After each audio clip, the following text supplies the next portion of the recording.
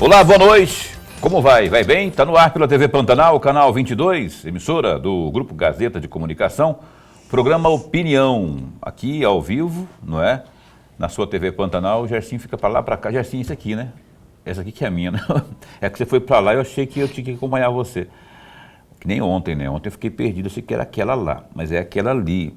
Boa noite a você que se liga aqui na TV Pantanal, canal 22. Cá estamos de volta ao vivo com o seu programa Opinião, com o nosso Opinião, não é? De segunda a sexta, você sabe, das 7h30 às 8h30 da noite, cá estamos nós ao vivo sempre com entrevistas interessantes, essas que agregam valor em termos de informações ao seu dia, ao seu fim de dia, não é? No caso de hoje não é diferente, porque está a postos conosco aqui, mais uma vez. Ela esteve conosco aqui já tem um tempinho já, né? Achei que estava até com raiva do programa, porque ela não vinha mais. Doutora Elisamara Sigles Vodonóis Portela,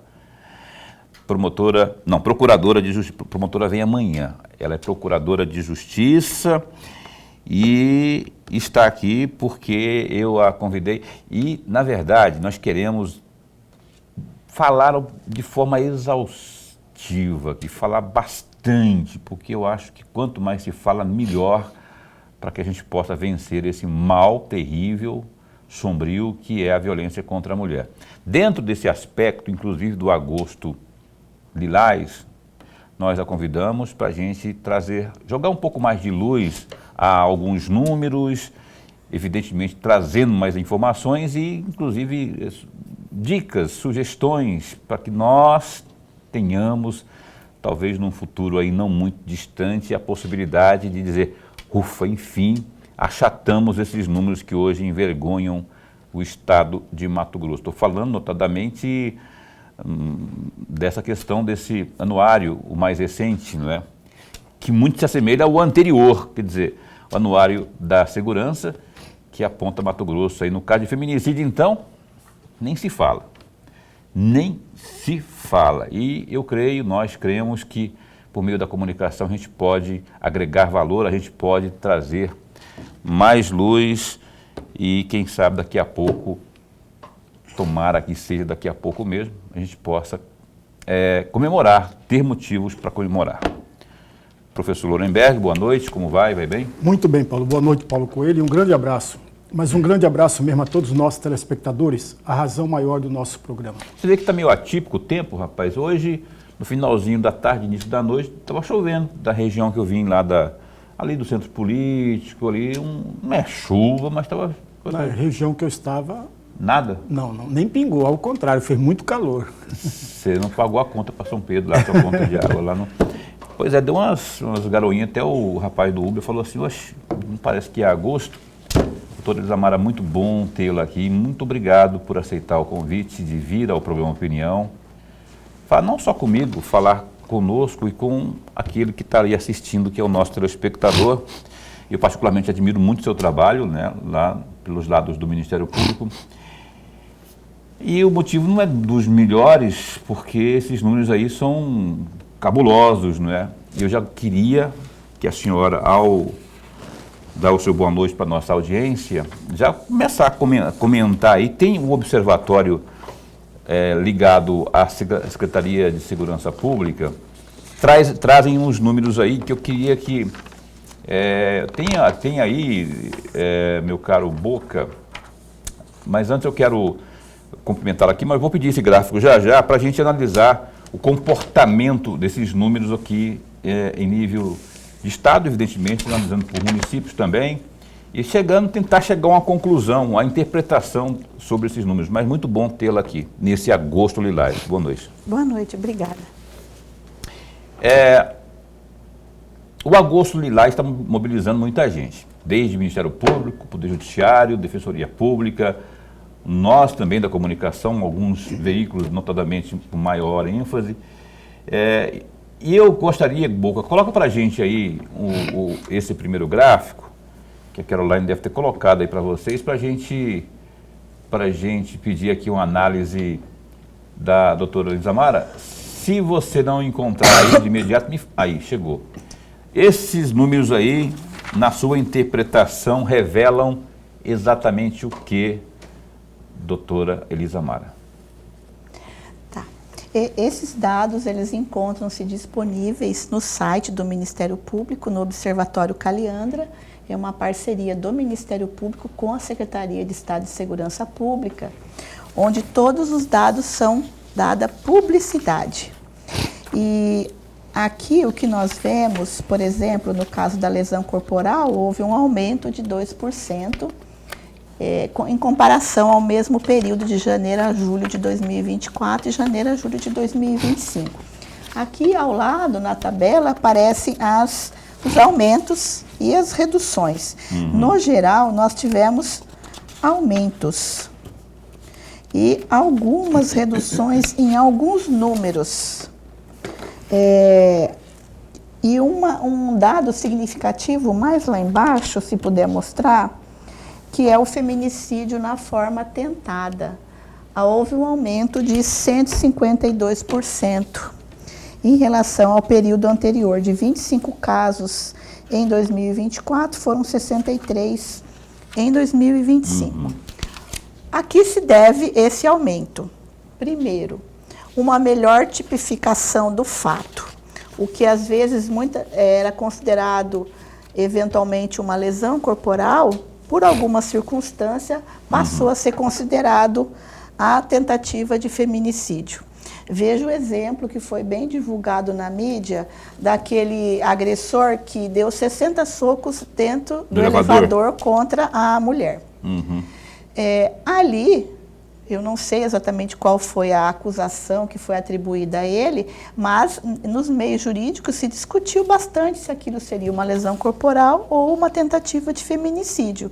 Então, por vezes, alguma situação que antigamente se considerava uma lesão passou a ser considerado tentativa. Houve, então, um endurecimento das forças policiais e da Justiça em geral, do Ministério Público, no sentido de enquadrar esses agressores como feminicidas na forma tentada. Então, isso dá para entender um pouco, há um endurecimento na forma de interpretar os fatos. E isso vai levar ao quê?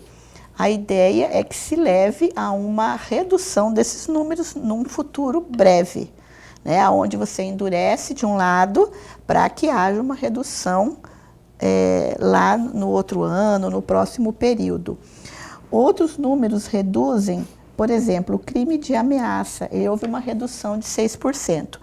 Porém, no stalking, houve um aumento de 26%. É só explicar o que é stalking aí. É aquela pessoa que persegue a outra das formas mais variadas, inclusive essa aqui, ó, se você são as redes sociais, o sujeito, hipoteticamente falando, ele insiste tanto numa situação ao ponto de incomodar, de ser inconveniente, contra a vontade da outra pessoa, não é? E isso está perseguindo, que é um termo em inglês. É isso que exatamente. Começou nos Estados Unidos essa terminologia e no Brasil é determinado como um crime de perseguição.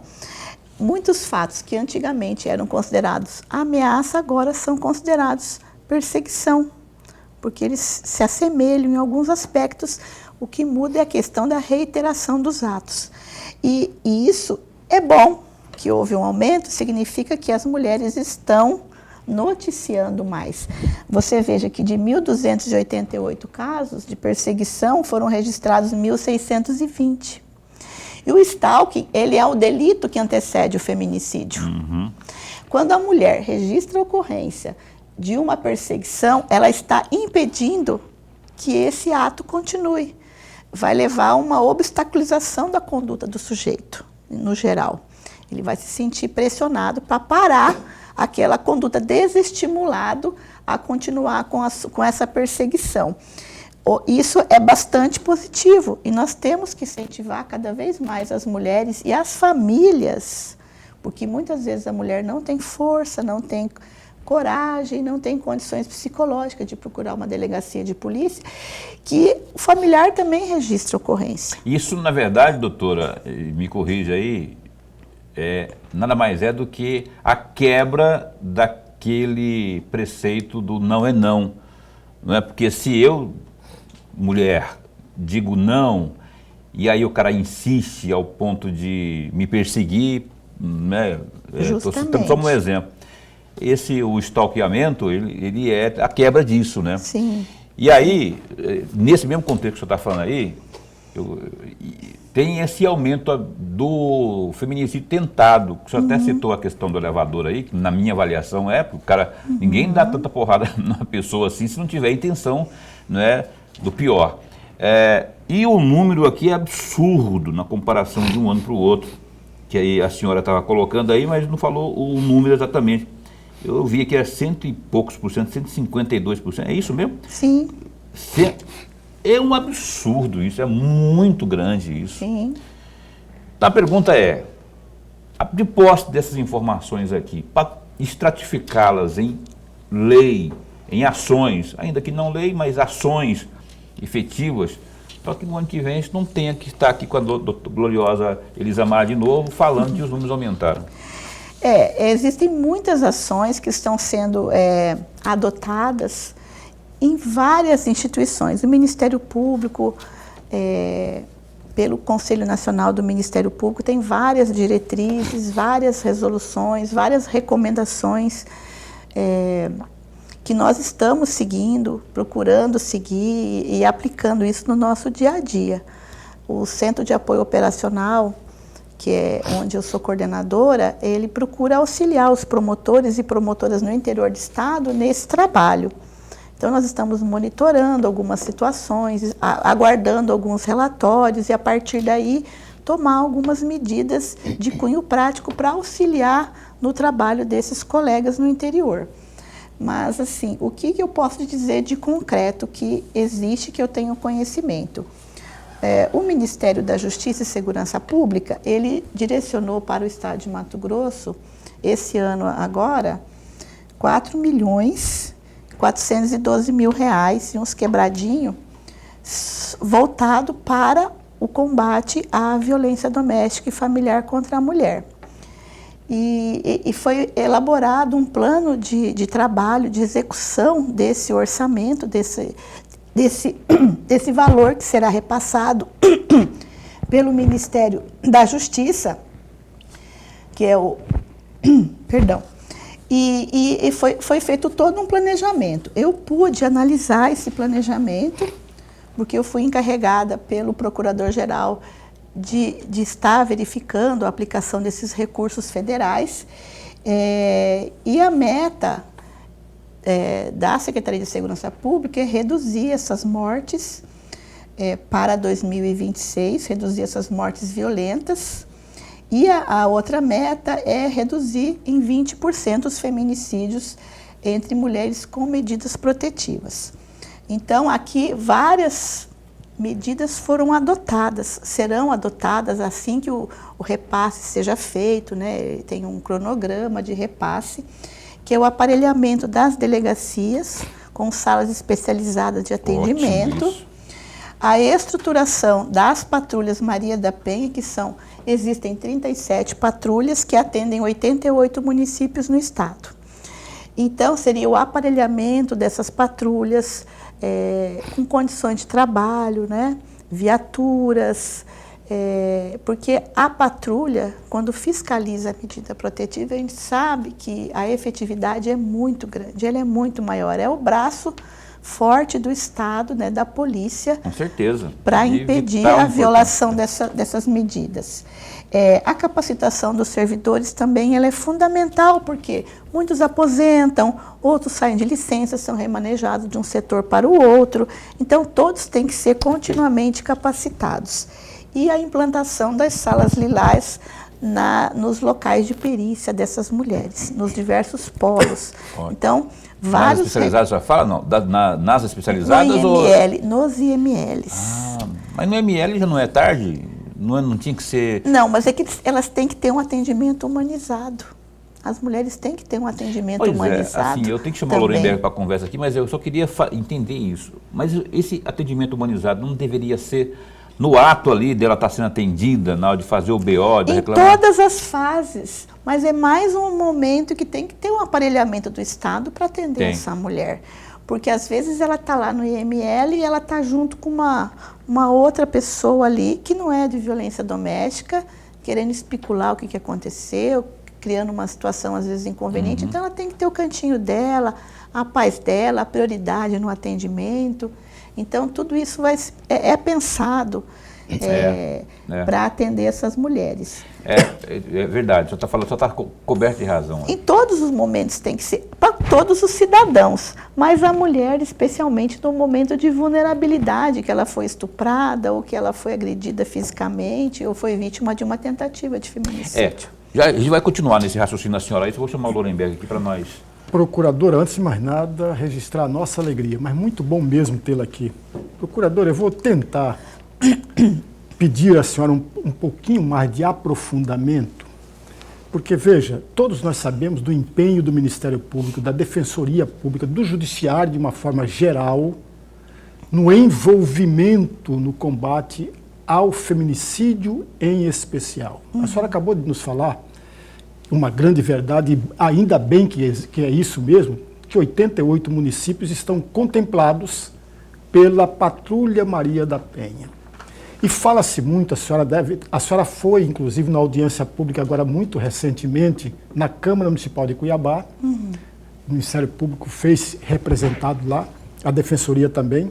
Falou-se muito da chamada Lei Maria da Penha vai à escola. Sim. Fala-se muito em escola, procuradora, mas permita-me provocar sempre no bom sentido. Sim. A escola não é o único grupo social que um aluno ou que uma pessoa frequenta. Existem tantos grupos sociais. Além da família, a igreja. E é esse o meu ponto. Eu estive fazendo um levantamento e não consegui, talvez a senhora consiga melhor do que eu, e me dê a resposta melhor do que eu, de ver as sinagogas no estado de Mato Grosso. Não há registro de uma única sinagoga no estado de Mato Grosso. Isso não significa que nós não tenhamos judeus no estado de Mato Grosso. Tem, e tem muitos judeus. Não tem a sinagoga. Mas eles não deixam de praticar a sua religião. E isso é feito, aí é minha presunção, eu presumo que eles fazem isso nas próprias residências ou em pequenas comunidades. Mas existe uma federação israelita no estado de Mato Grosso. Existem organizações judaicas no estado de Mato Grosso.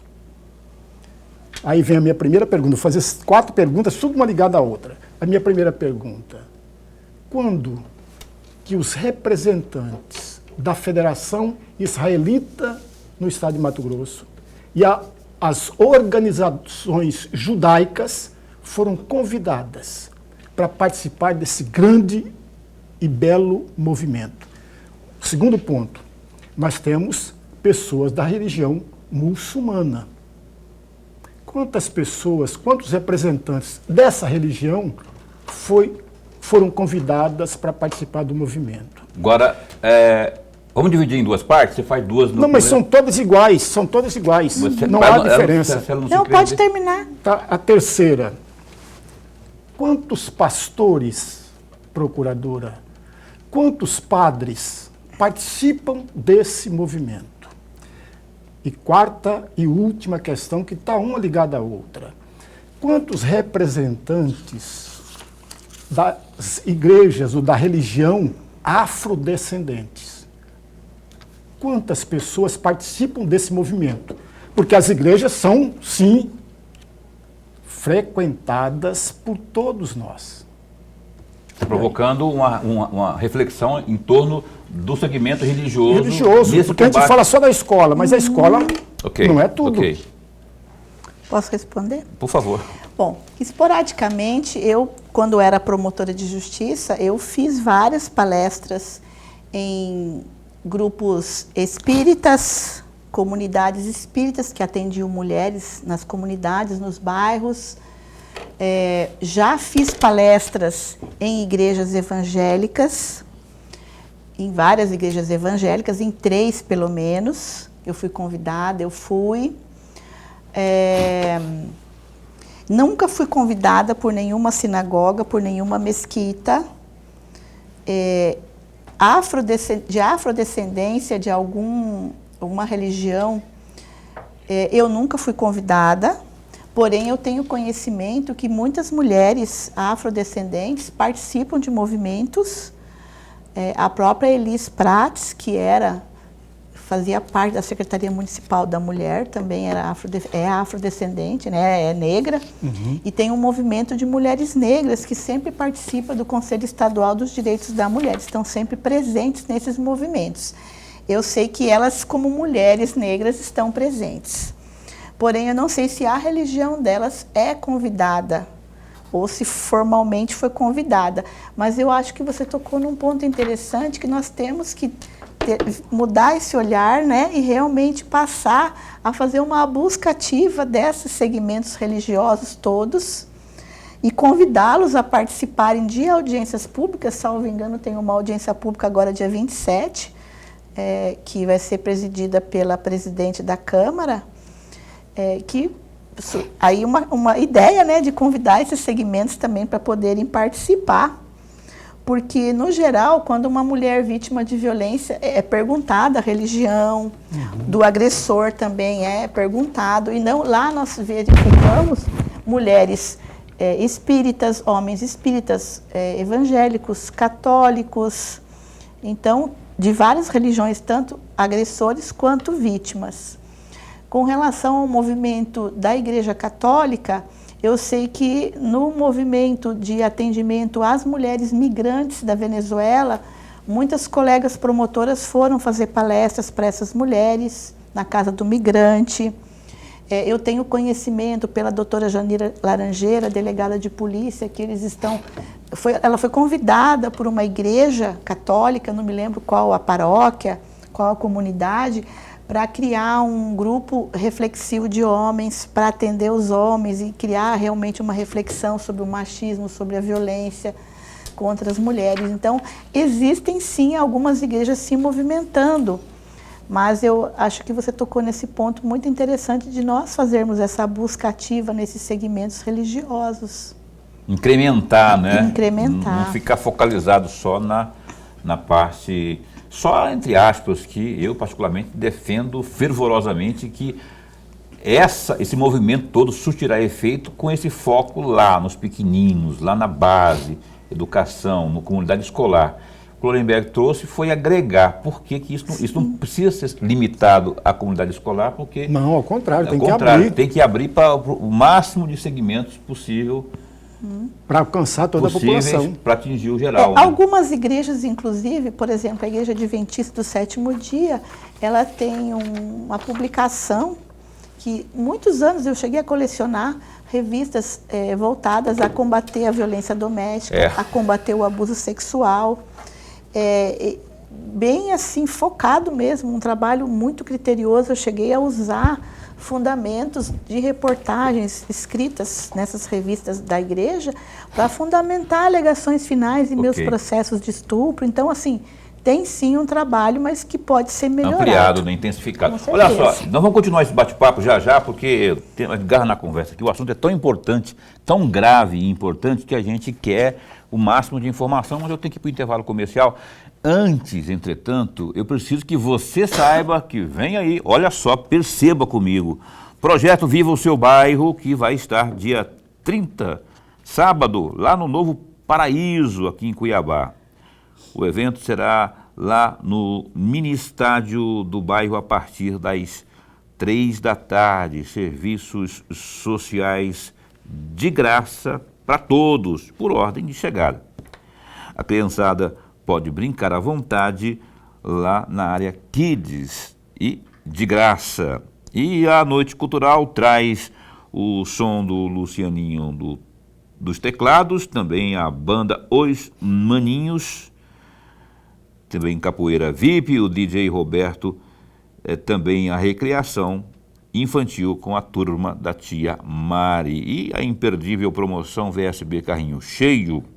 Moradores aí dos bairros Novo Paraíso 1, do Jardim Florianópolis, Jardim União, também do Terra Prometida, do Ouro Fino, do Centro América, todos são nossos convidados. E não esqueça de preencher direitinho o seu cupom lá na tenda da promoção VSB Carrinho Cheio e aguardar os sorteios num total aí de R$4.000. Viva o seu bairro. Mais serviços, participação e cidadania. É uma festa linda e você não pode perder. Sábado que vem, próximo sábado, dia 30, hein? Intervalo comercial, a gente volta num instante só.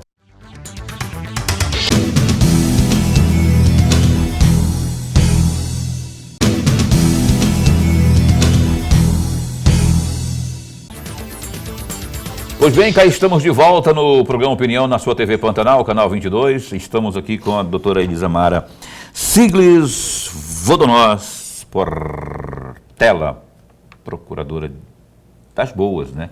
Procuradora de Justiça. Está aqui com a gente está se debruçando sobre esse universo de números e possibilidades e da questão do combate à violência contra a mulher, não é? Na esperança de que a gente possa evoluir ao ponto de achatar mesmo e tirar o Mato Grosso dessa estatística tão sombria aí. Antes de seguirmos aqui com a gloriosa Elisamara, vamos ao GD, que é o Gazeta Digital, www.gazetadigital.com.br. Dorenberg, não gosto de polêmica, gosto de mostrar resultado. O prefeito Abílio deveria também se preocupar em trabalhar e mostrar resultado.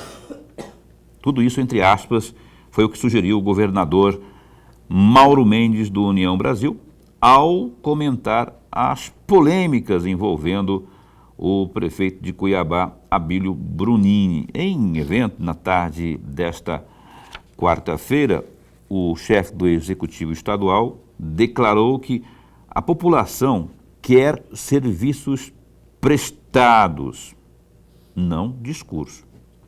Aí o Mauro Mendes segue dizendo o seguinte, rapaz, pode ter certeza que é isso, ou seja, trabalho, que a população vai cobrar, comentar polêmica, falar de posicionamento ou alguns fatos cotidianos. É importante, mas isso não enche barriga de ninguém lá no fim do dia. Mas isso, aí ele continua dizendo assim, isso não transforma a realidade. Digo isso a todos os prefeitos de Mato Grosso. Trabalhe e entregue resultado. Não existe o Senhor do bom começo, existe sim o Senhor do bom fim. Daqui a 4 anos, terão que prestar contas aí do que foi feito. Fecha aspas, disparou o glorioso governador Mauro Mendes, uma lapada aí nas costas do prefeito. E o Abílio tem, de fato, nos últimos... Eu não vou fazer juízo de valor. Ontem eu fiz, porque eu achei, não gostei, achei negativa a declaração que ele fez de forma pejorativa, né? A posição dele, a opinião dele, a crítica dele ao FMT. Ele usou uma palavra, uma chula palavra, para descrever, para classificar o FMT ou aquele conteúdo que de lá vem da nossa gloriosa UFMT. Eu me posicionei aqui porque não concordo, e o nome do programa é opinião, então por isso que a gente está aqui por conta disso. Mas o governador também não ficou atrás e pedindo prática, vamos falar o que o povo precisa e não de polêmica, Lorenberg. Paulo e amigo telespectador, veja, o governador está em plena campanha eleitoral para o ano que vem. Então ele não perde nenhum espaço. Abrir um espaço, ele está dentro, embora ele falou logo no começo que não gosta de polêmica, mas sempre ele vem polemizando por conta exatamente das eleições de 2026. Não foi só apenas o governador, foram alguns deputados estaduais também entraram e querem aproveitar a deixa para poder fazer uma média com o eleitor. Isso tudo é comum ser feito. O próprio presidente da Assembleia Legislativa se manifestou também tentando agariar para ele, atrair para ele a atenção do eleitor. E aí, para finalizar, amigos telespectadores, eu vou chamar a atenção tudo que nós vimos aqui é o discurso político. E o discurso político é um discurso de máscaras. Vou repetir. O discurso político é um discurso de máscaras. Nós, eleitores comuns, não devemos ficar atentos apenas no que as palavras dizem, mas o que está por trás de cada uma das palavras. É aquilo, amigo, que você viu lá no ensino fundamental, que a professora de língua portuguesa ou o professor de língua portuguesa tentava te explicar para ler nas entrelinhas. Ler nas entrelinhas, diante de um discurso político, é você saber o que está por trás de cada uma das palavras. Nem sempre aquilo que é falado pela palavra é exatamente aquilo que o político quer falar. Lorenberg, me permita discordar de você em alguns pontos disso que você falou aí. Evidentemente, nós estamos num período pré-eleitoral, né? Tem gente que vai disputar o ano que vem aí algum tipo de cargo. O governador é um deles, né? Os deputados citados aqui são também candidatos à reeleição. O que nós estamos, o que eu fico indignado, agoniado aqui, é quanto a algumas afirmações, assim, que são descabidamente ou desnecessariamente polêmicas, como a de ontem, que eu falei aqui no caso da UFMT. Então, se alguém vem aqui, o governador, não tem procuração aqui para defender o governador, mas eu concordo que a gente tem que evitar polêmica, pelo menos essas que são evitáveis, não é? E trazer coisas mais proativas para o nosso discurso, que sejam polêmicas, mas que sejam proativas, para que daqui a pouco a gente possa, por meio da discussão, chegar a um bom termo, não é? Agora, criticar por criticar, xingar, ou falar, ou desprezar, essas coisas assim, eu acho que eu vejo fundo de razão. Eu estou tirando a questão política aí, que o Lorenberg não desassocia, e com razão, né? Mas assim, eu penso que nós temos que, se ele fez, se está tendo algum ruído que prejudica o bom andamento da gestão, seja ela municipal, estadual, federal, eu acho que tem que trazer, as críticas fazem parte disso aí. Agora, que o glorioso Mauro Mendes está com o bloco na rua, tá, mas se ele não fala, ele se omite, e se ele fala, ele pode estar queimando largada no sentido eleitoral, não é? Então, eu só queria me posicionar a respeito disso aí, não é? E reconheço o que o glorioso Abílio tem evoluído em algumas partes, outras partes está faltando um pouco ainda, só que temos que considerar que são 7 meses, né? Vamos aguardar aí o desenrolar da gestão. Pedi para o Lorenberg abrir o bloco de perguntas, já que nós estamos aqui com a gloriosa doutora Elisamara. Por favor, Lorenberg. Procuradora, a senhora esteve presente naquela audiência pública na Câmara Municipal, e que nós lembramos aqui, a senhora também lembrou disso, e naquela audiência pública a senhora chegou a fazer a seguinte afirmação, eu vou ler e gostaria de um comentário da senhora. A senhora chegou a afirmar o seguinte: o projeto Maria da Penha vai à escola é muito mais do que uma ação de prevenção da violência.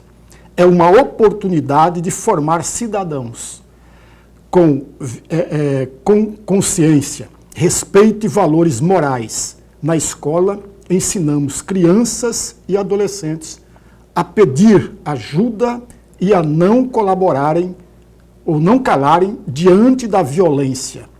Ensinamos também a não se tornarem agressores. Uhum. E lá, numa outra parte, a senhora fala, essa lei nos lembra que educar é cuidar da vida, é preparar uma geração que valorize a dignidade humana e sabe conviver em igualdade. Eu gostaria muito de ouvi-la, porque A senhora sabe, todos nós sabemos, que aqui tem 3 ou 4 pontos altamente positivos e que daria um programa inteiro para falarmos sobre ele. Verdade. Tudo que eu aprendi na escola. Claro, na escola da vida também, depois que... Eu sempre estudei em escola pública. Toda a minha formação foi em escola pública, universidade pública, ensino médio, tudo. Dos 6 aninhos até os 24 em escola pública. E tudo que eu aprendi foi graças à escola pública. E é uma grande oportunidade o projeto, porque a Lei de Diretrizes e Bases da Educação já exige que todas as escolas do Brasil, de todos os graus de escolaridade, falem pelo menos uma vez por ano na semana escolar sobre a Lei Maria da Penha, sobre a violência de gênero, enfim. E quero aqui mandar um abraço para o professor Edmilson de Moraes, que está nos assistindo e também é de formação jornalista. Edmilson? Edmilson. Doutor Edmilson, um abraço, obrigado. Professor Edmilson. Professor Edmilson, muito obrigado por estar conosco aqui, assistindo a esse... E ele é uma pessoa que, por exemplo, trabalhou durante muito tempo, durante a semana escolar, em várias escolas do município de Cuiabá. Eu tive a chance de assistir uma palestra dele. E sei que é importante, pelo menos uma vez no ano, se falar sobre isso, concentrar. Mas o projeto e a lei, né, agora é uma lei que foi apresentada naquela ocasião, ela é a chance de não se limitar a uma semana no ano, mas tratar dessa temática transversalmente. Porque muitos pais ou não têm tempo de conversar sobre essas temáticas com os filhos, trabalham muito, ou desconhecem o próprio conteúdo da lei, sabem por ouvir dizer, mas não têm expertise, não têm um pouquinho mais de informação, não tem tempo para ir atrás disso. E a escola está mais preparada para fazer isso. E a formação desses valores, ela é fundamental. Eu não vejo como dissociar a prevenção da violência contra a mulher, e não só contra a mulher, contra os idosos, contra as pessoas com deficiência, contra os mais vulneráveis, até contra os animais, enfim. Respeito ao próximo. Respeito ao próximo, respeito aos direitos humanos, respeitar as diferenças, que é o mais difícil, porque o teu cabelo é crespo, porque o teu cabelo é loiro, porque o teu cabelo é liso, porque tua pele é escura ou é amarelo, porque você fala errado. Tudo isso tem que ser respeitado, ou porque você é homossexual, ou você é bissexual, e não interessa, são seres humanos. E isso tem que ser aprendido. Quando nós superarmos tudo isso, nós vamos diminuir todo tipo de violência. O bullying, a violência de gênero, a violência contra os idosos, enfim. Para mim, o único caminho é a escola.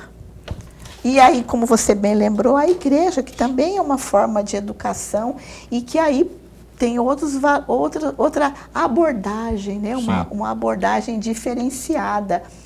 Eu não consigo dissociar disso. E dizer que o Ministério Público lançou recentemente, agora no começo do mês, essa cartilha, que foi lançada no município de Sorriso, pelo Ministério Público lá, doutora Fernanda Pavilec, com a equipe dela lá, e tudo ilustrado por crianças da Olha rede. Que trabalho maravilhoso isso. Um trabalho lindo. É o trabalho que eu defendo. Esse é um trabalho, professor, que pode ser utilizado por todos os municípios que quiserem adotar essa cartilha para trabalhar ao longo do ano nas escolas. Olha aí.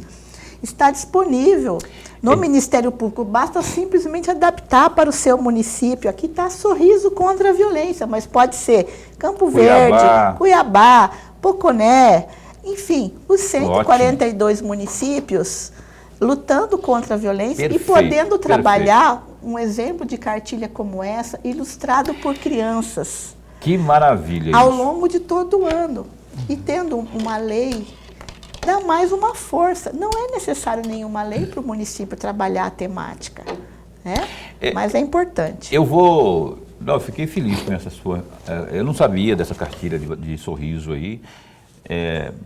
Nossa, é disso que eu estou falando. Quando eu falo educação, é disso que eu estou falando. Lá no seio escolar, crianças ilustrando uma cartilha, já com a consciência enraigando ali, fazendo com que esses cidadãos, que são os namorados de amanhã, as esposas de amanhã, os maridos de amanhã, e com isso, como conteúdo basilar aí da formação de caráter e de o que é diferença do que é certo do que é errado, a tendência é que a médio e longo prazo a gente tem aí uma redução disso. Eu acredito muito nesse viés da educação. É lógico, nos demais também.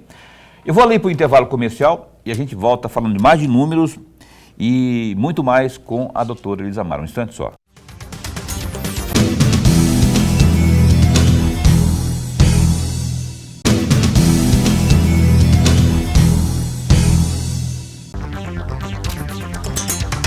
Cá estamos de volta ao vivo, você está assistindo ao programa Opinião hoje com a nossa caríssima doutora Elisa Mara Portela, Procuradora de Justiça.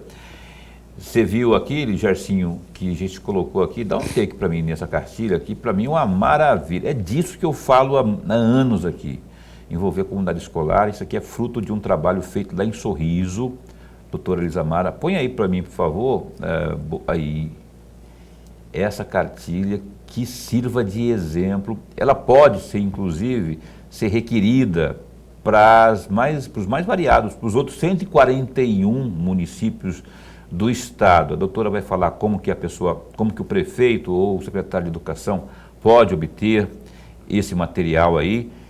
Fica a dica aí, todos que vierem aqui, eu vou falar dessa cartilha porque o trabalho, vou pegar aqui o Gersinho só um pouquinho e vou passar aqui, não precisa dar take não, mas olha só, o conteúdo dela tem ilustrações, tem informações, tem um monte de coisa bacana aqui dentro e olha só, isso aqui é informação e é a informação que move o mundo, meu caro. É disso que eu falo, eu vibro porque é um material de boa qualidade. Então aqui está escrito Sorriso contra a violência. Pode ser Cuiabá, pode ser Várzea Grande, qualquer município, qualquer um dos centros, inclusive o novo mais recente aí, que é o 142º, que é o Boa Esperança do Norte. Esse também pode colocar, porque as crianças vão ter acesso e a comunidade escolar, enfim. Doutora Elisa Mara, quando eu convido alguém do seu naipe aqui, da sua categoria aqui, com seus conhecimentos, minha principal intenção é fazer com que a nossa audiência receba algumas dicas, algumas informações que a audiência, possa colocar em prática no dia a dia, que muitas vezes passa despercebido. Até ontem esteve aqui alguém que fez até um relato aqui, dizendo que a entrevista que ela deu, quem foi que veio aqui ontem, Lorenberg? Eu estou mais perdido do que alguém que falou aqui que ela deu uma dica aqui sobre violência contra a mulher, que alguém viu e que, poxa, eu praticava violência doméstica. A juíza, Tatiana. A Tatiana Lopes esteve aqui ontem. Sim. Ela deu esse depoimento dizendo que uma entrevista que ela deu aqui, alguém que estava assistindo disse, poxa, colocou a mão na consciência, eu praticava esse tipo de violência. Sim. E não sabia, quer dizer, já atingi, eu fiquei feliz, Eu queria que você desse mais algumas dicas, algumas palavras para as pessoas absorverem. Principalmente para as mulheres que estão assistindo o programa. Antes de se relacionar com alguém, pode ser homem ou mulher, porque a Lei Maria da Penha se aplica também a relacionamentos homoafetivos femininos e também de mulheres trans, Nunca leve um homem, falando aqui do homem, para sua casa antes de pelo menos 6 meses de conhecimento com essa pessoa. Saiba o nome completo e, se possível, CPF. Há muitas mulheres que, quando sofrem violência, não sabem nem o nome completo do agressor. Faça buscas no Google, no sistema de justiça, nos tribunais, veja se esse homem tem processos em andamento contra ele, tanto criminais quanto na área civil, para conhecer o perfil desse homem. Observe se ele é egocêntrico, se ele é agressivo, se ele trata com grosseria outras pessoas. Observe esses comportamentos, se ele fala mal das mulheres com quem ele se relacionou anteriormente. Nossa, porque se ele fala mal isso. da anterior, ele vai falar mal de você. Como que ele trata os filhos dele? Se ele toma remédios controlados, que tipo de remédio? Eu já tive caso de uma menina muito jovem que fugiu de casa, acho que 14, 15 anos, foi morar com um rapaz que tinha esquizofrenia, já tinha até tentado suicídio, e a família toda ocultava esse fato da menina, ela fugiu de casa por causa dele. Então é um dado importante. E tem uma frase que é assim: se você tiver que dizer assim sobre uma pessoa com quem você se relaciona, tirando a parte ruim, ele é muito bom. Sai fora desse relacionamento. Vaza, meu nego. Acenda o sinal de alerta. Um homem muito doce e perfeito vai sair amargo e imperfeito na mesma proporção. Siga a sua intuição. Muitas vezes a mulher tem uma intuição forte e não quer seguir. Ela é teimosa, ela quer insistir naquela história. Mas ele vai mudar, comigo vai ser diferente. Não se iluda, com você vai ser igual ou pior. Porque a tendência é ele piorar. E vou continuar. Se você está se relacionando com alguém, não conte tudo da sua vida para essa pessoa. Segredos ou situações do passado devem ser protegidos, são coisas suas. Porque ele pode depois usar contra você para te chantagear, para você permanecer naquele relacionamento. Nunca informe números de senhas de redes sociais, contas bancárias. É muito comum. Mantenha o celular bloqueado. Não empreste seu veículo. Eu já vi mulheres financiando veículos, Nossa. Kombi, para transportar a criança, que no fim sumiu com a Kombi. Para financiar moto, para atender, como diz, a luxeza do namorado.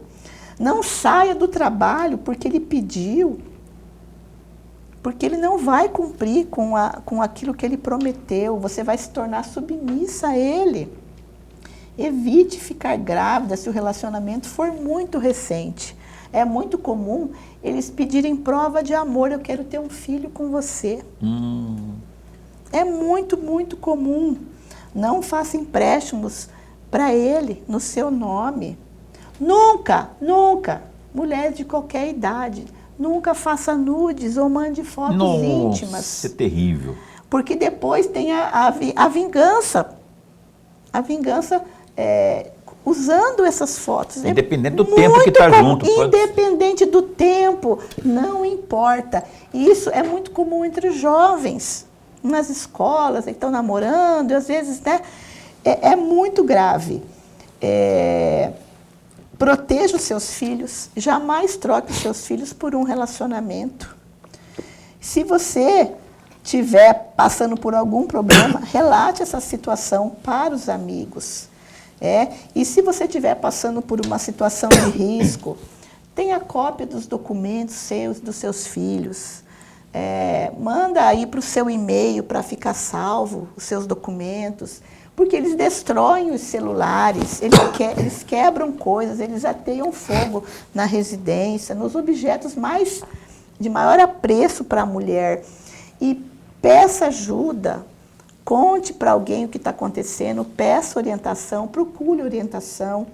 O Ministério Público, lá no Observatório Caliandra, ele tem um quiz, onde a mulher pode fazer um teste e aparece lá o grau de risco que você está correndo.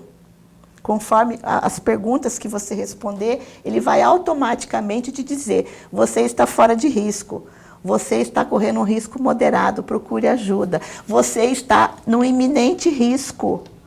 E ele já te encaminha para você fazer o boletim de ocorrência online e pedir a medida protetiva. Então é crucial você se informar, você buscar orientação e confiar no Ministério Público, confiar na Polícia Militar, confia na Polícia Civil. Denuncie, registre a ocorrência. E não precisa ser a própria vítima, não. Ou vítima, ou hipotética vítima, ou vizinha. Quem vê, quem está presenciando algum tipo de agressão tem que... Se estiver acontecendo, telefona 190. Muitas vezes a mulher está pedindo socorro. Você pode salvar uma mulher de ser morta. Essa é a diferença entre a vida e a morte. A diferença entre a vida e a morte. Se Doutora, você tiver dúvida, liga, vai no Ministério Público, procure orientação, nós vamos ajudá-la em todo o estado. Eu sei que a audiência desse programa é muito grande. Sim. Procure o Ministério Público. Em todas as comarcas tem um promotor ou uma promotora de justiça que irá lhe atender. Doutora, você já pensou, o Ministério Público já pensou em colocar isso que você colocou aí em forma de cartilha também, essas dicas preciosíssimas aí, porque são coisas muito diretas, assim, Sim. não é? Muito diretas. Uma cópia da chave de casa. Eu sugiro tudo isso vários aí. Detalhes. Eu sugiro que se faça uma cartilha, um documento nesse sentido, de fácil acesso, e que seja distribuído nas escolas, nas igrejas, em todos os cantos. Isso é uma ferramenta tão importante. A informação, gente, sem informação aí. Devia constar aí também, saber que ela querer saber se o cara bebe, porque o cara quando bebe. E tem aquele negócio também do cara no dia de jogo. O Flamengo joga daqui a pouco, inclusive, Flamengo e Inter, né? Daqui a pouco eu vou para casa. Só que eu não bebo e também não brigo, não por causa de time, por causa de nada. E também não sou casado também, né? Agora, tem estatística que mostra quando dia de jogo dispara, não é? Sim. E um dos critérios que eu acho que podia constar dessa cartilha que eu certeza que vem aí, seria isso, né? Saber do comportamento dele, porque quando bebe fica agressivo, né? Essas coisas todas. Não que seja um critério, não bebe, não, mas tem muita gente que quando bebe fica, né? Parece que tem um complexo de Clark Kent, que é o complexo de Superman. Mas fora esses exemplos, depois que rompe o relacionamento, também tem que tomar cuidado. Também. Por quê? Os primeiros 6 meses após a separação são os mais críticos para a mulher. E nunca subestimar o agressor. Se você estiver já em outro relacionamento, seja discreta. Não fique publicando tudo em rede social. Isso provoca a ira. Embora a pessoa seja livre. Não que ela seja impedida, é uma questão de prudência. Liberdade existe, exatamente. Mas parcimônia. Nunca vá até a casa do agressor numa suposta reconciliação. Eu já tive casos de mulheres que foram mortas, gestantes, porque estavam tentando se reconciliar com o ex-marido. Doutora, deixa eu chamar aqui o Lorenberg para... porque estamos uma reta finalíssima, bem no finalzinho do programa. Ele tem mais perguntas ali. Faça a sua última pergunta do programa, por favor. Procuradora, a senhora falou naquela lista toda, no terceiro item da lista, a senhora falou assim, olha, acesse a internet para saber se o seu companheiro, se o seu namorado, a pessoa que você está conhecendo hoje, tem algum problema na justiça. Mas existem muitas pessoas, procurador, eu estou provocando a senhora, e provocando sempre no bom sentido, que nunca passou pela polícia, nunca chegou a ter contato com a polícia, nunca chegou nem de ver se está com arma ou não. Não tem nenhum problema. E aí? Essa pessoa também pode colocar em risco a mulher. Doutora, tem 1 minuto e meio para terminar o programa. Queria que a senhora usasse esse 1 minuto e meio. São aquelas outras características que eu falei. Sinais de agressividade, você seguir a sua intuição, observar, porque o sapo não vai se transformar em príncipe. A verdade é essa. E muitas vezes o medo da solidão acaba levando a mulher a se relacionar, né, com as pessoas aí, sem ter muito cuidado. Então, procure outras, né, se ele é um bom pagador, ou se ele é uma pessoa desonesta, que gosta de levar vantagem em tudo, já é uma questão de caráter. Uma coisa simples, você vai num lugar, alguém te dá um troco errado, ele fica com o troco e não devolve. Uma coisa boba, mas é um sinal de caráter. Honestidade é tudo. De honestidade. Então, por isso tem que conhecer. Não levar para sua casa antes de 6 meses. Tem alguns aí que se arrancham na casa da mulher e não querem sair mais. Entendeu? Tem então, muito desses aí. Fica na sua. Vamos namorar, vamos nos conhecer, entendeu? Vamos devagarinho. Ninguém vai fugir de ninguém, mas vamos conhecer. Não tem processo, mas pode ter uma ação de alimentos onde ele não paga. Ou ele é um empresário, ele é um mau pagador, dirige de maneira violenta no trânsito, xinga toda hora no trânsito. Elisa Mara, muito bom. Esse papo está ótimo. Olha só, aqui essa cartilha aqui, que ela não vai ficar conosco, é dela, mas eu vou pedir para ela um exemplar depois. Eu vou estar propagandeando isso aqui. A iniciativa é absolutamente maravilhosa do município de Sorriso, que é Sorriso contra a Violência, e aí pode ser qualquer município, doutora. E eu sugiro que... É propriedade intelectual do Ministério Público, o conteúdo da cartilha, né? Tá aqui, eu devolver, porque a senhora já falou para mim, ó, me devolve, porque isso aqui é o único que eu tenho. Eu sugiro que a senhora coloque, faça um material também ilustrativo com essas dicas aí, são preciosas.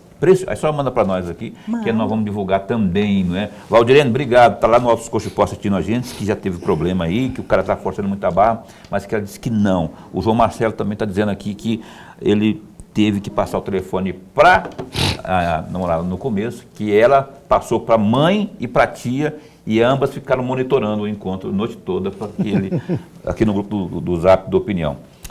É isso, gente. Eu queria muito continuar, mas não temos tempo, queria explanar, mas ela vai voltar aqui, que eu adoro quando ela vem aqui, tenho uma admiração muito grande por Elisa Mara Portela, procuradora de Justiça. Ó, esse espaço continua a postos para bem informar, notadamente, em especial, essas questões aí, como amanhã vamos estar aqui entrevistando alguém também a esse respeito. Muito obrigado por ter vindo. As ordens à disposição. Amanhã vai estar aqui conosco, aqui, Lorenberg, que nem eu já falei aqui, a doutora Claire Vogel Dutra, coordenadora do Núcleo de Promotorias de Justiça especializadas lá no enfrentamento da violência doméstica e familiar contra a mulher na capital. Então, vamos continuar. Augusto Lilás, nós vamos continuar, não vamos desistir nunca, meu caro. Lorenberg, até amanhã? Até amanhã. É isso. Obrigado mais uma vez, doutora. Um abraço para o pessoal do Ministério Público. A gente se encontra amanhã às 7h30 da noite. Até lá, se cuida, fica bem, fica com Deus também.